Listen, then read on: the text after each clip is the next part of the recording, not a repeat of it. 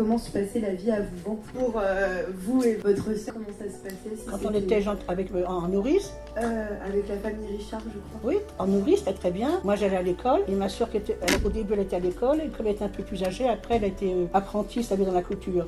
Ça se passait très très bien. On était contents, ils s'occupaient bien de nous. Il n'y avait pas eu de problème, quoi. Rien du tout. C'était des gens charmants. J'ai jamais compris. Ça a tellement marqué son mari, Alain Richard, que quand il est venu, il avait eu une attaque. Et il est resté paralysé. Donc ça l'a choqué. Vous voulez savoir comment avez-vous connu la famille Richard avant tout ça? Ah oui, parce que j'avais un petit cousin qui était parti l'année d'avant en vacances chez eux. Et ma tante, elle m'avait dit, tu sais, c'est très bien, elle avait dit à sa soeur, si tu peux les envoyer en toute confiance, c'est très très bien. C'est comme ça qu'on s'est retrouvés à Vouvant, par le pur des hasards. Lui, c'était un menuisier, lui. Elle avait choisi, travaillé beaucoup comme cuisinière dans les châteaux et pour manger, on mangeait. Est-ce qu'à l'époque vous étiez à Vouvant et à Paris aussi, est-ce que vous vous rendiez compte de ce qui se passait en France et de ce qui était en train de se passer? Ah non, j'étais trop jeune. Et avec la cassation, j'avais 9 ans, même pas 8 ans. On se rend pas compte. Votre sœur, dans son témoignage, elle dit qu'elle ne se souvient pas de discrimination particulière antisémite.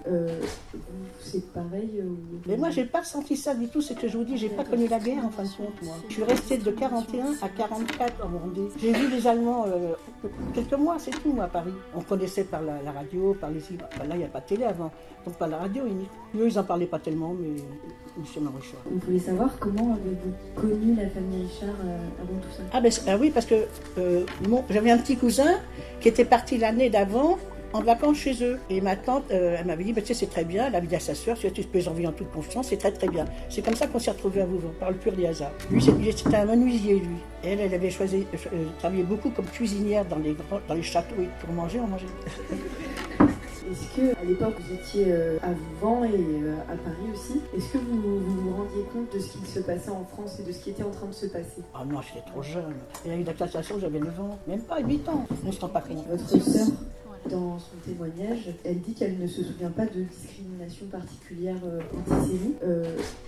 C'est pareil Mais moi, j'ai pas ressenti ça du tout. C'est que je vous dis, j'ai pas connu la guerre en fin de compte, moi. Je suis restée de 41 à 44 en Vendée. J'ai vu les Allemands quelques mois, c'est tout, moi, à Paris. On connaissait par la radio, par les livres. Enfin, là, il n'y a pas de télé avant. Donc, par la radio, eux, ils en parlaient pas tellement, mais M.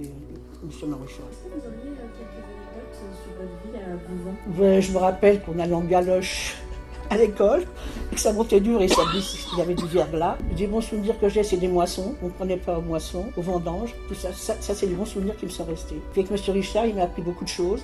Aller à la pêche, on a été aux champignons, on allait chipper des noix dans la forêt aussi, que des petits trucs comme ça, voilà. On allait même aux escargots. Sinon, il y a un spécial parce qu'ils avaient une vie quand même un peu tranquille. Hein.